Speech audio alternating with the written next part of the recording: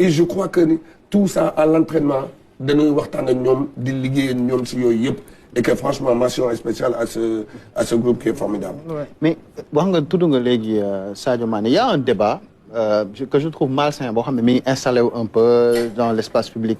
Moi, certains jugent que rendement, voilà, qui autour d'un ko manager, voilà, est-ce que amati na place ci équipe bi, est-ce que tay Sénégal war na mëna tollu fu muy amé yenn cadeau yi jëmele ko ci Sadio Mané pour tout ce qu'il a fait. Yow nekkon nga ancien, nekkon nga professionnel, joué nga. Fala doon jëm gis nga parce que carrière dina am ay moment yo xamné xëñ na dina am ay fluctuations. Mais souvent li ngay soxla bo des joueurs moy nit ñi jappalé la, encourager la.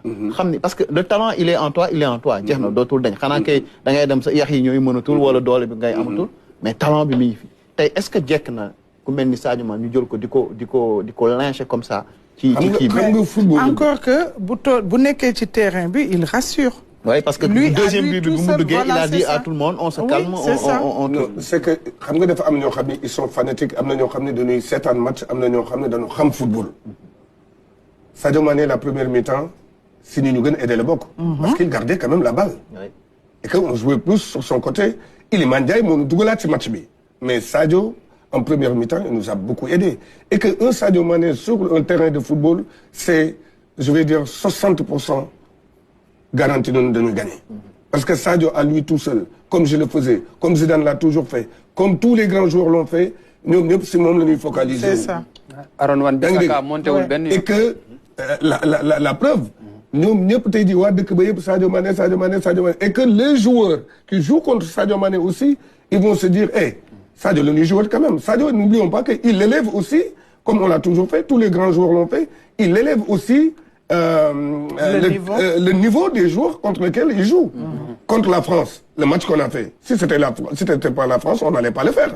C'est ce qu'on t'a dit sur nos premiers matchs d'ouverture, donc joué contre Pérou, voilà, on serait pas les mêmes, ce serait pas les mêmes El Hadji, ni les mêmes. C'est que c'est la France qui a fait que sur le niveau de jeu, il faut que nous y ayons. Et que Sadio est loin. Moi, je le dis, les faux débats, il faut que nous arrêtions. Aujourd'hui, il faut que nous ramenions. Sadio est loin d'être fini. Parce que Mouno du jour Cristiano Ronaldo, la moitié des buts du Mouidou Galéo Yakadjor. En équipe du Sénégal, aujourd'hui, c'est encore actuellement le meilleur buteur. Mais pareil, aujourd'hui, dans la vie de groupe, Sadio Mané de faire un solo. Parce que il y a 3 ans, 2 ans même, me disait non, mais les Mendy Doina, Idriss Gana Gueye Doina, Sadio Doina, qui. Amna match, quand on nous qualifie contre Burundi, Malawi, Sadio. Donc les matchs décisifs, Sadio, on a besoin de lui pour les matchs décisifs. Ouais. Et Sadio sera décisif et à la Coupe d'Afrique, il va montrer à tout le monde que Sadio est toujours le même. C'est que nous, Sénégalais, voilà. C'est notre Sadio, c'est notre national. Ouais. Aujourd'hui, c'est à nous de le protéger. Cristiano est en train de faire des performances. Lui, il va les faire et il l'a fait et il va continuer de le faire. Et du Wahregni, du rassurer les Sénégalais, l'équipe nationale, la vie de groupe et la vie sur le terrain.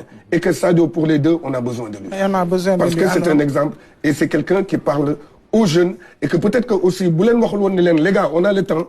Aujourd'hui, le lep de am. Alors, Babacar Diop. C'est un match. Oui, c'est un match. En fait, le motif khalat moy elle a fait un résumé bi. Mais maintenant en fait damay indi hors terrain, hors terrain parce que les joueurs ont besoin d'être motivés.